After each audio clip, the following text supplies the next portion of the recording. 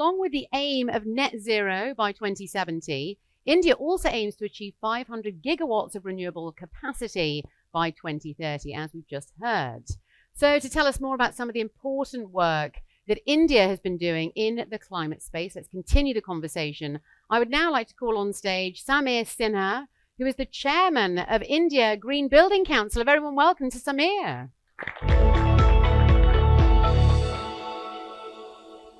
Wonderful to have you here. So as you, of course, have heard, we've been talking about some of the best strategies towards net zero, the role of governments, of course, as well. However, we can't continue the conversation without talking about technology, of course. Technology is the major sort of piece in the puzzle, wouldn't you say? So I wanted to take a look at how sort of governments and institutions can tap into this huge potential of technologies and what technology can bring to the table as well. So let's start off with your Vision for the Future report that was published in June last year. Maybe you could walk us through that a little bit, some of the key highlights and also how that's progressing. So this was a very interesting project that we did, which came out of a chance encounter that we had with the Danish delegation at the Vibrant Gujarat Summit several years ago, almost 10 years ago.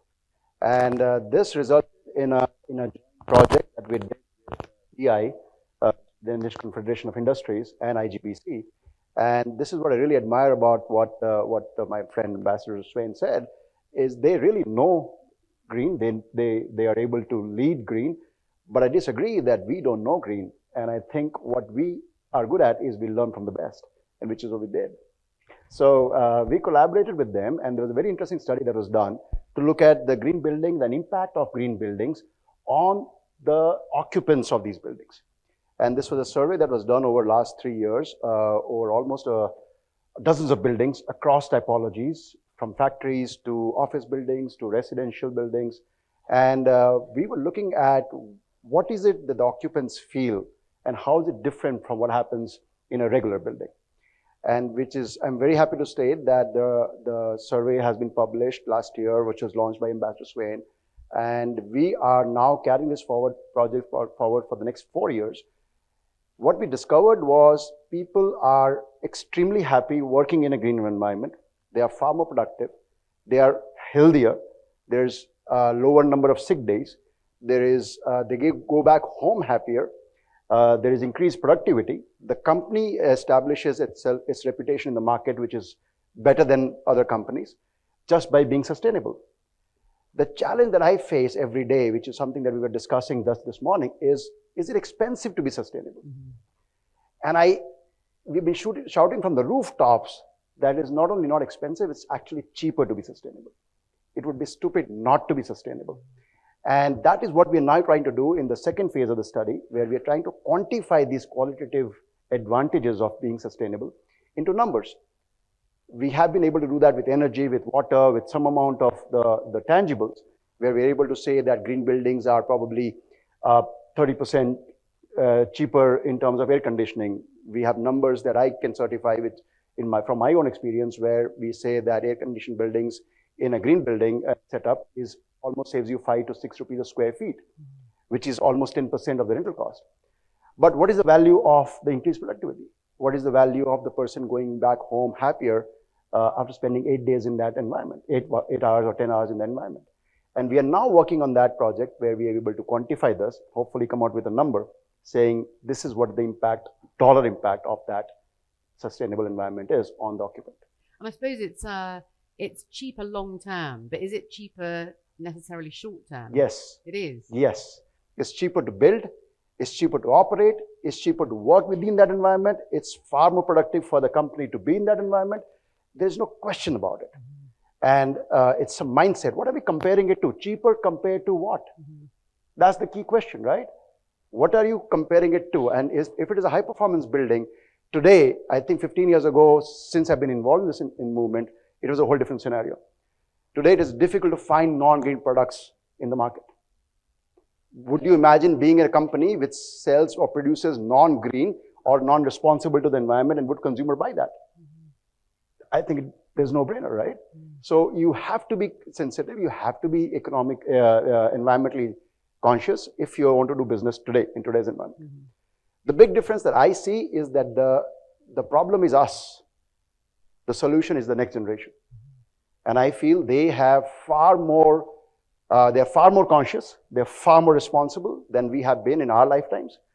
At least I have been in my lifetime, you are way younger, than the next generation is, because they are really, really committed to a far more sustainable, environment-friendly, and more responsible way of living than we have been. And at the end of the day, we can start educating them now and giving them the right information. They're already educated. As well. They are more educated than we are. Also, some may say that the technology is already there. People can make the change if they want. So what is stopping people? You talked about a mindset. But awareness. Is there anything else? Economics. People don't know that it's cheaper to build this. And that is exactly the study and the awareness that we need to build. That is where this platform and platforms like this will help, is because we really want to educate people. I want to see one study that says sustainable development is expensive. Why are people talking about it? Who's saying it is expensive? Where is the report? I have several that I can present which says it is cheaper. So it's just a mindset, I think. It's just an awareness issue. What about investments? Let's talk about some of the sort of policy demands around that and challenges for major investments within that sector. I think that is the biggest opportunity that we have. If you look at, from my own personal example, I can tell you there's developments happening. We have a large development they're building in Gift City, for example, which is a very dynamic, forward-looking, progressive project happening right here in Gujarat. Totally sustainable. All buildings have to be certified green. It's a mandated green city. We have 500,000 square feet building that we built, and we have leased it out to Bank of America. The only reason Bank of America came to us was because this was a LEED certified green building, or else we would have not got this client. There it is. There's the proof in the pudding, right? It's out there. It's for people to go out and get that market. The reason I believe that all the development that will happen in this country, at least the large development, will be green is because the funding that is coming to this country is mandated green. There is a mandate that all the foreign fund that is coming into this country, I would say about 80 to 90% of it is already mandated green. So if you want to do something, also start looking at the corporates. Every corporate annual report, if you look at today, whether it is the Tatas, the Mahindras, Godrej, any large developer in the country, they are talking about ESG. Their financials probably occupy the last few pages of the report. The first 10 pages of the report, we're talking about the environment story. It's talking about what is their commitment to the environment, what is their commitment to ESG. So if that is what you're headed towards, how can you run away from sustainable development? Tell us about the sort of innovation opportunities across the country then. I mean, there have been announcements such as I mentioned earlier, that Ahmedabad, which is a UNESCO World Heritage Site, by the way, which I didn't know, most recently joined the C40 cities, joining 100 cities to make a difference, basically, and to implement the same type of policies as well. Tell us about the innovation opportunities off the back of an announcement like that then. Cities is where the GDP of the country exists. The population lives in the cities.